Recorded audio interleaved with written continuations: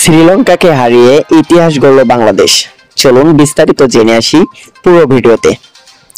শ্রীলঙ্কা সফরে ওয়ানডে সিরিজের প্রথম ম্যাচে দ্বিতীয় ম্যাচ জিতেছিল বাংলাদেশ। তবে শেষ ম্যাচে শিরোপা হাতছাড়া করে টাইগাররা।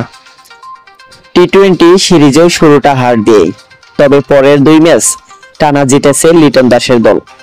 তাতে শ্রীলঙ্কার মাটিতে প্রথমবারের মতো টি-20 সিরিজ জিতে জয়ের স্বাদ পেয়েছে বাংলাদেশ।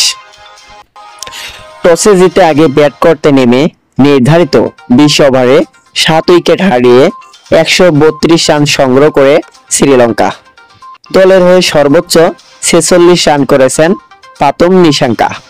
বাংলাদেশের হয়ে 4 উইকেট নেন শেখ মেহেদী।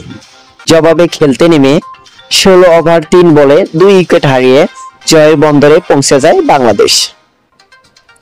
রান তাড়ায় ইনিংসের প্রথম বলেই উইকেট হারান বাংলাদেশ।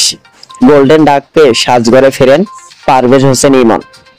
তাতে শুরুতেই বিপাকে পড়ে টাইগাররা, তবে 3-এ নেমে সেই বিপদ সামাল দিয়েছেন লিটন দাস।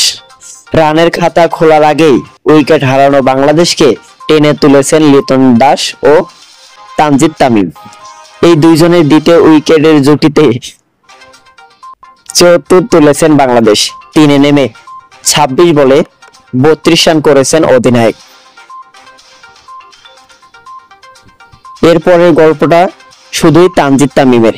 এই ওপেনার এক প্রান্তে রীতিমতো ঝড় তোলেন। 27 বলে তুলে নেন ব্যক্তিগত 50।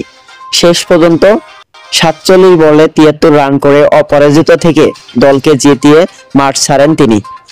তাতে সঙ্গ দিয়েছেন তৌহিদ হৃদয়। এই মিডল অর্ডার ব্যাটার অপরাজিত ছিলেন 25 বলে 27 রান করে, যার সুবাদেই বাংলাদেশ জিতে যায় শ্রীলঙ্কা সিরিজ।